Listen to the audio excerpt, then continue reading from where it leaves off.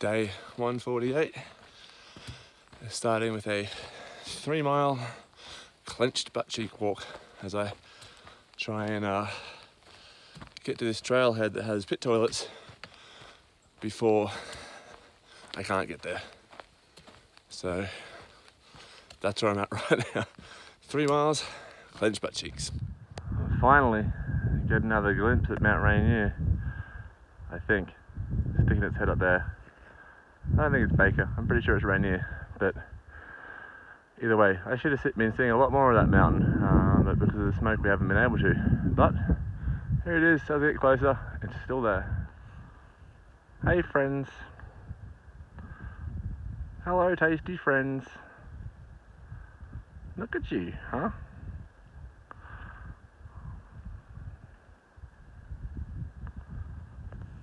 Oh, I never get sick of seeing you guys. Hey little one. Wow, you aren't afraid of me at all, huh? You guys be careful crossing that road.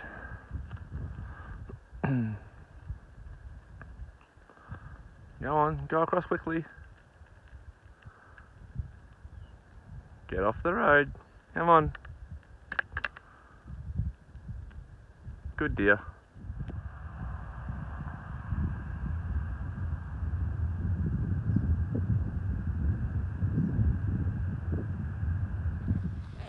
Well, it's the afternoon of day 148.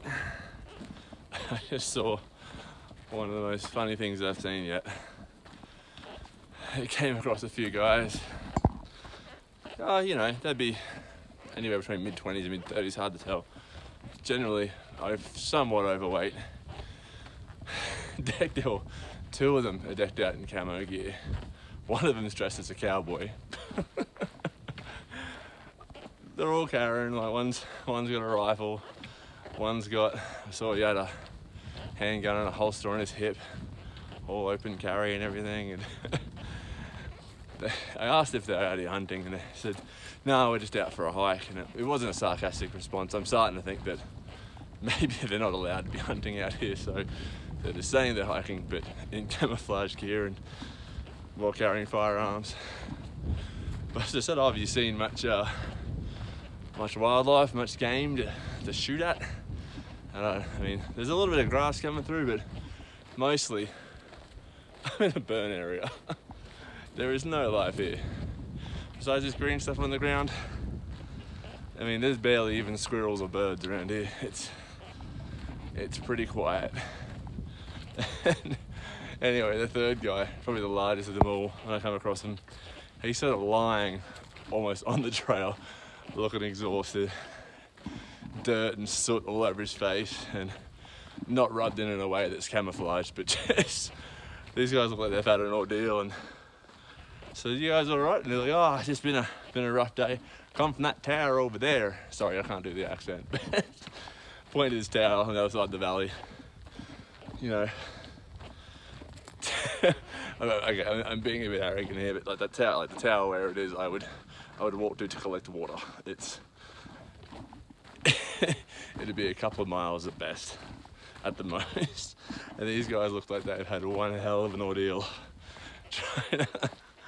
trying to get up. And so the guy's trying to pick himself up off the trail, but he's sort of so exhausted, he's using the rifle barrel up as like a trekking pole to kind of push himself up off the ground. Just sitting there going, oh Jesus. You couldn't have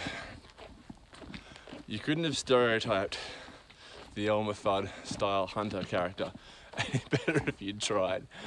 Oh, it was pretty close. It's sad because I'm actually pro hunting. As long as you're hunting and you're taking it for food and you're not just killing shit for the fun of it, I'm actually all for it. And I do a bit of shooting myself, but just this is the worst of the stereotypes. And one of them says, yeah, we're just hiking, but I guess if we see a bear, we'll shoot it. I should be more offended by it, but I'm not, because it was just so funny. I just don't think these guys could, I don't think they could, you know, I don't think they could catch a bear in a cage. If there was a caged bear, I mean, I don't think they could catch it or shoot it.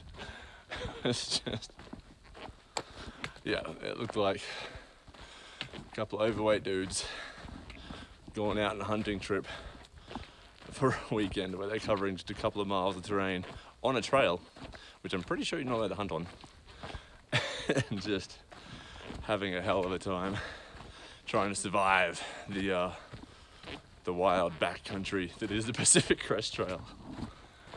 It's too good. I don't know if I can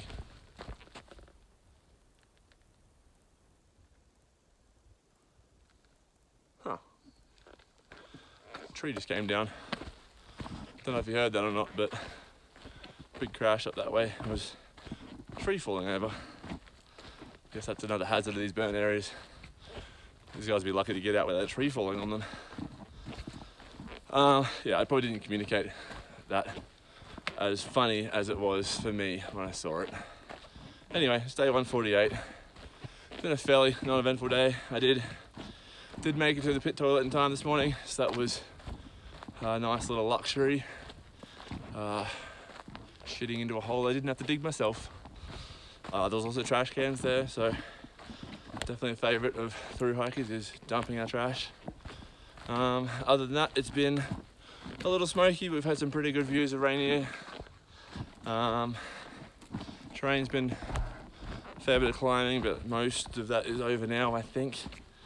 And it's going to be about a 26-mile day, which is pretty comfortable around here. I think it's not too bad. I still think I could push 30s if I wanted to, but I'm still enjoying hanging around this group that I've been with for the most of the last couple of weeks, really. So yeah, all in all, pretty good. Burn areas are a bit of a bummer.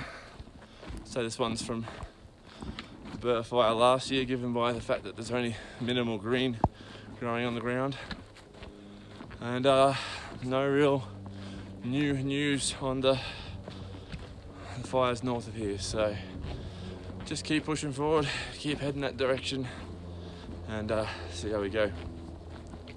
I did listen to a podcast though, Joe Rogan Experience, talking to a sleep scientist, which kind of explained why I always think I always feel so tired out of town, because alcohol apparently stops your body from going to type 3 and type 4 rapid eye movement sleep, which is the most restorative or something like that. So you don't get the full rest, which probably combined with the later nights probably is why I'm always so sluggish leaving town the next day, because I almost always drink beer when I get to town these days.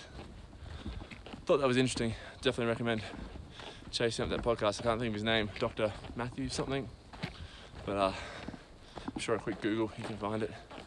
It's definitely well worth listening to or watching for anyone and everyone. But for now, I realise I'm just rambling shit now, so I'm gonna shut up. God, I look tired. I am tired. I'm gonna be staying in this little cabin here tonight. It's pretty cool, pretty tidy inside. There's about 4 of us inside and 1 guy camping outside. Should be pretty good, I hope. It'd be perfect night. If it was gonna rain, have a big storm, tonight would be the night to do it. This cabin's awesome.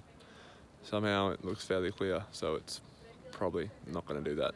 But yeah, I'm ready for bed.